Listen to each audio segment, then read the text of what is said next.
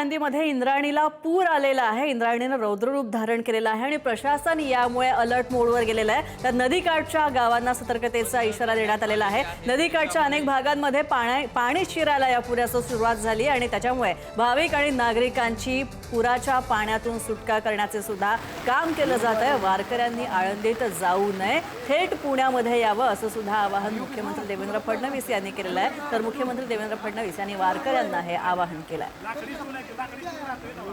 थेट जाऊयात, आमचे प्रतिनिधी तुषार झरेकर आमच्या सोबत जोडले गेलेले आहेत। तुषार, इंद्रायणीचं रौद्ररूप पाहायला मिळतंय, काय सावधानतेचे इशारे देण्यात आलेले आहेत?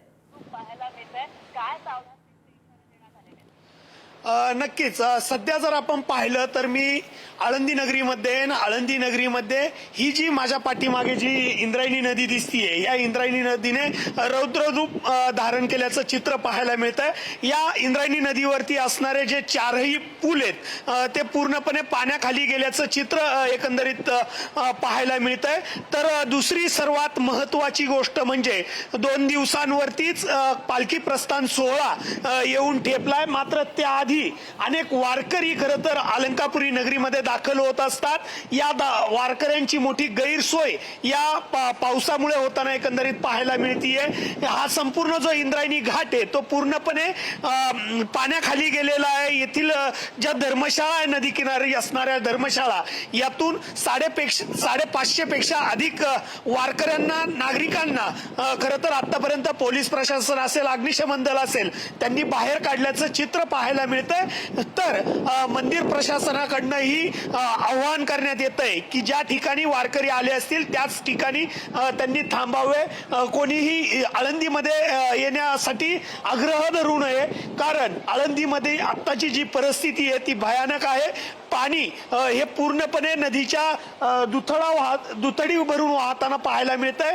या संपूर्ण ठिकाणी जर आपण पाहिलं तर ही जी इंद्रायणी नदी आहे ही रौद्ररूप धारण केल्याचं पाहायला मिळतंय। लाखोच्या संख्येने वारकरी या सोहळ्यासाठी हजर होत असतात।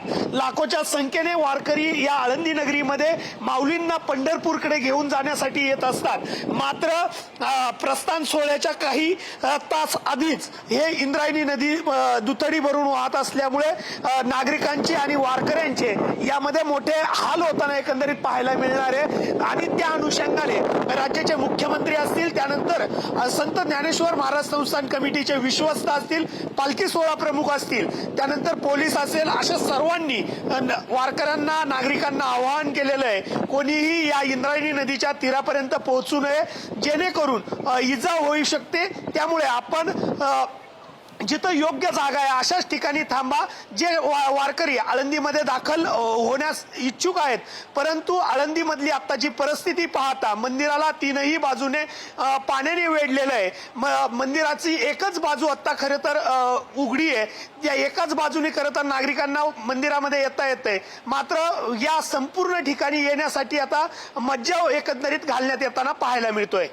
धन्यवाद या सगळ्या अपडेट्स बद्दल। तर हे होते आमचे प्रतिनिधी पंढरपूरमध्ये तुषार झरेकर, आमचे प्रतिनिधी लाईव्ह रिपोर्टिंग करत होते। तसंच इंद्रायणीला पूर आलेला आहे, सोसाट्याचा वारा सुटलेला आहे, त्यामुळे वारकऱ्यांना सुद्धा सावधानतेचा इशारा देण्यात आलेला आहे।